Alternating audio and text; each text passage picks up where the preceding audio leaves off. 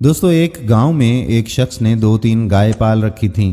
वो उनका दूध बेचकर पैसे कमाता था, मगर उस दूध को ग्वाले के पास बेचने से पहले उसमें काफी मिकदार में पानी और खुश्क दूध मिलाकर ज्यादा करके बेचा करता था, ताकि उसके पास जल्द से जल्द अच्छी रकम इकट्ठी हो सके और वो उसका एक नया जानवर खरीद सके। शाम को जब दूध वाला उससे दूध लेने आया तो उसे यही कहा कि भाई खालिस दूध है। वो खालिस दूध समझकर उससे दूध खरीदता था। वो दूध वाला भी उससे दूध खरीदकर उसमें रास्ते से गुजरते हुए नलके से पानी लेकर शामिल कर देता था और इसी तरह लोगों को खालिस दूध कहकर बेचा करता था।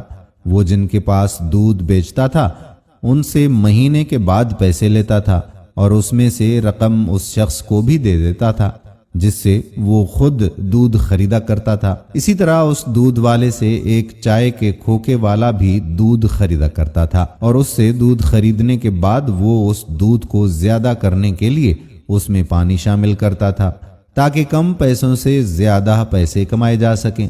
उस खोखे से वो शख्स भी अक्सर आकर चाय पीता था, जो कि अपनी गाय का दूध ग्वाले के पास बेचा करता था। जब वो चाय पीता तो उसे चाय का जायका बहुत बुरा महसूस होता। उस शख्स ने इसी तरह दूध बेचकर काफी रकम इकट्ठी कर ली थी और वो अब नया जानवर खरीदने की तैयारी कर रहा था। मगर एक दिन जब वो दूध निकालने के लिए जानवरों के बाड़े में गया तो उसने देखा कि उसकी तीनों गायें काफी बीमार थीं। वो काफी ज्यादा परेशान हुआ और उनको खतरनाक बीमारी लग चुकी थी। उसके सारे पैसे उनके इलाज मुआलजे में खर्च हो गए।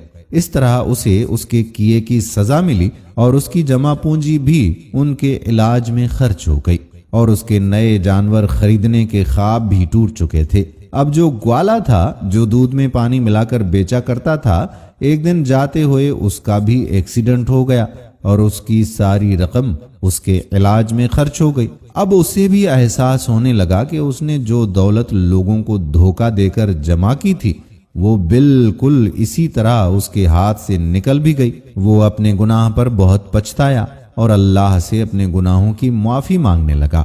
इसी तरह चाय के खोखे वाला शख्स जो पानी की मिलावट करके लोगों को चाय पिलाते थे, उसका घर जिस इलाके में था वहां काफी ज्यादा सैलाब आ गया और उसका घर भी उस सैलाब में बह चुका था।